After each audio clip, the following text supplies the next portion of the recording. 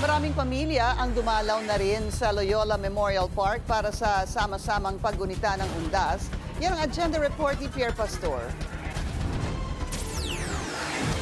Mayat-maya ang paalala ng Loyola Memorial Park Administration sa mga bumibisita ngayon sa sementeryo sa mga ipinagbabawal gawin at dalhin sa loob ng park premises gaya ng matutulis na bagay, alcoholic beverages at ipinagbabawal na gamot. Bawal ang pagsusugal maging ang paglalaro ng baraha, pag-iingay ng sobra. Hindi rin pwede ang pet sa loob ng sementeryo. Pero ang food ay pwede naman. Kaya ito kadalasang nakikita sa mga punto dito, mga pamilyang sama-sama at nagpipiknik.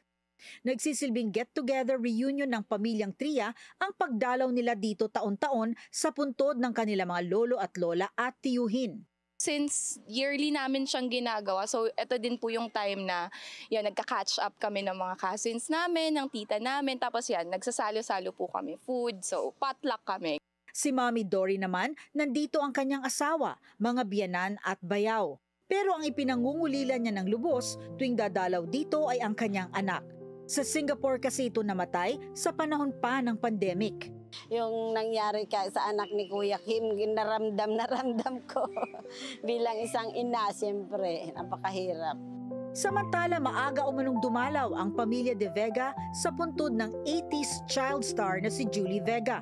Naabutan din naming may mga bulaklak na sa puntod ni Nida Blanca. May nagdala rin ng flower wreaths sa puntod ni Betty Go Belmonte, ang ina ni Quezon City Mayor Joy Belmonte at asawa ni dating Speaker Sonny Belmonte. Sa kabuuan, positibo naman ang feedback ng mga pamilya sa maayos na pamamalakad ng Loyola Memorial Park, organized at malinis. Mahigit 6,000 na ang estimated crowd ng sementeryo simula kaninang alas 6 ng umaga.